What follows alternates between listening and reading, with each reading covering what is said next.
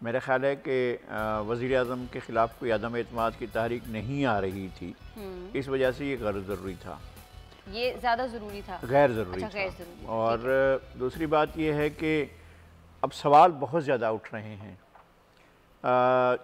देखें, जब 176 वोट मिले थे तो 4 वोट उसमें बलूचिस्तान नेशनल पार्टी के थे। अच्छा, वो नहीं आए। सही। उसके बाद जो है फैसल वाडा साहब जो हैं वो मेंबर नहीं रहे, वो चले गए।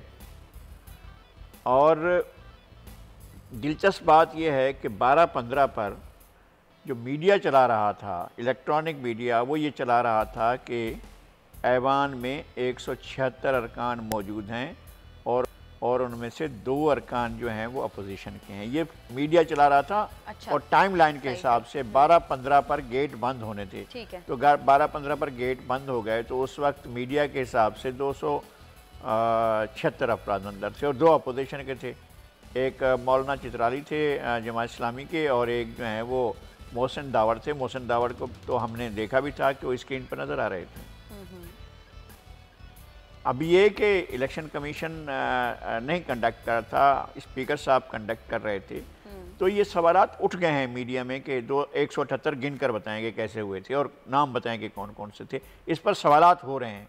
मैं नहीं कहता हूँ कि जी वो वज़ीर आज़म जो है प्रॉपरली इलेक्ट हुए या प्रॉपरली इलेक्ट नहीं हुए, या वोट इतने पड़े या वोट इतने नहीं पड़े। बहरहाल एक सवाल मौजूद है और मेरा ख़्याल ये है कि ये गैर ज़रूरी था।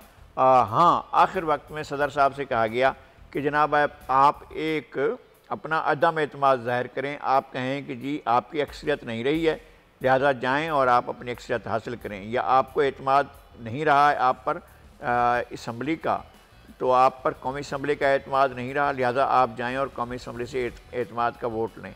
तो अपोजिशन अब ये कह रही है कि सदर ने ठीक कहा कि असम्बली का वज़ीर आज़म पर एतमाद नहीं रहा है, लेकिन ठीक नहीं है।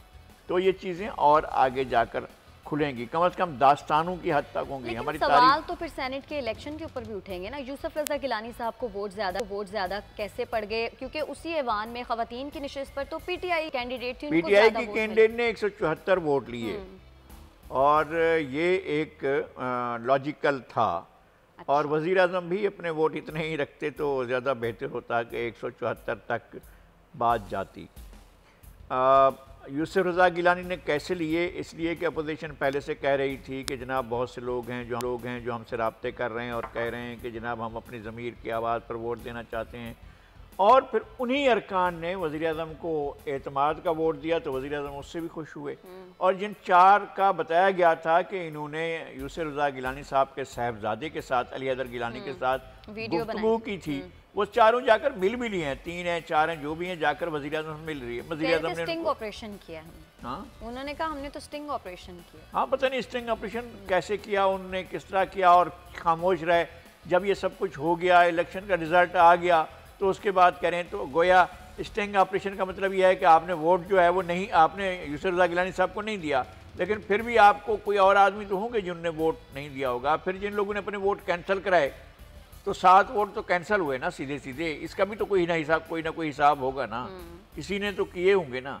और कुछ लोगों ने जो है जाकर अपने ज़मीर पर, या जैसे हुकूमत कह रही है कि नोटों पर जो है वो जाकर बिक गए हैं, तो जो कुछ लोगों ने ज़मीर बेचा, वो अपना ज़मीर साफ़ करने के लिए फिर उन्होंने वज़ीर आज़म को वोट भी दे दिया। अब उनका ज़मीर साफ़ है या दिल में गिल्ट होगा ना, उन्होंने कहा होगा गिल्ट क्लियर। अच्छा, गिल्ट क्लियर भी कर लिया तो वज़ीर आज़म का इत्मीनान हुआ या नहीं हुआ? असल बात यह है, क्या वज़ीर आज़म अब अपने वोट से मुतमईन हैं या नहीं है, और क्या वज़ीर आज़म ने उन लोगों के बारे में जिन्होंने अपने ज़मीर का सौदा किया था या पैसे लिए थे, क्या अब उनसे मुतमईन हैं या नहीं है?